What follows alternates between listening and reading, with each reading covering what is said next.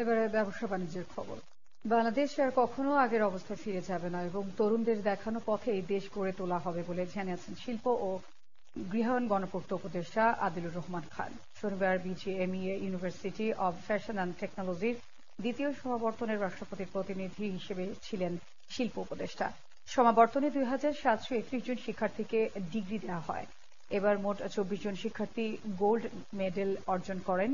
Young one কর্পোরেশনের chairman কি হাক সাং সমাবর্তনে বক্তব্য প্রদান করেন। অনুষ্ঠানে শিল্প উপদেষ্টা বলেন, তরুণরাই আগামী বাংলাদেশের পথ প্রদর্শক। আপনারা তৈরি করে দেবেন বাংলাদেশ কিভাবে গড়ে উঠবে। বাংলাদেশ আর কখনোই আগের জায়গায় যাবে।